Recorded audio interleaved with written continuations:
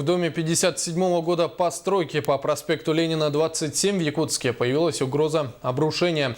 На стенах дома образовались огромные трещины. Всех жильцов немедленно эвакуировали из здания. С подробностями Саргалана Захарова. 24 июля в первой половине дня в Центр кризисных ситуаций Главного управления МЧС поступила информация об образовании трещины на стенах четырехэтажного жилого дома по адресу проспект Ленина, 27. На место немедленно выехали сотрудники управления. Всех жильцов эвакуировали из здания. У нас эвакуация проходит до подъезда, да, с документами прямо сейчас на улицу. Дверь закрывайте. В администрации города организовали срочное заседание комиссии по чрезвычайным ситуациям, на котором было решено временно переселить жильцов и организовать помощь в транспортировке имущества. Сейчас жильцы все извещены, все нашли места временные, где могут жить. Да? Некоторые у родственников, некоторые на даче. Пока будет так.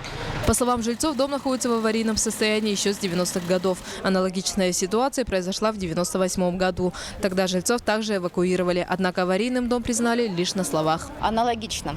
Дом давал первые трещины. Приходили, клеили, ставили какие-то печати. Заходили в каждую квартиру. Качали головой. Максимум все, что произошло.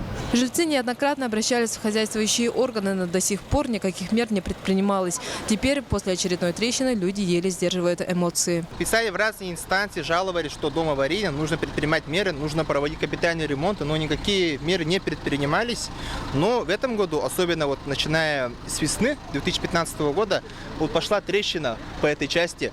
И вследствие этого в 19-й квартире в одной из комнат вообще перестало окно закрываться. Хотелось бы обратиться к Арсению Сергеевичу. Мы знаем, что вы человек очень такой серьезный, принимаете всегда конкретные, правильные решения. Помогите, пожалуйста, нам. В здании режим чрезвычайной ситуации еще не ввели, однако все хозяйствующие органы находятся на повышенной готовности. Сегодня появились именно большие трещины, соответственно, городскими властями и принято решение об именно остановке эксплуатации данного жилого дома, потому что есть угроза дальнейшего нарушения конструктивных сооружений и есть даже возможность, есть угроза обрушения целого подъезда. Как мы видим, трещины именно в среднем подъезде.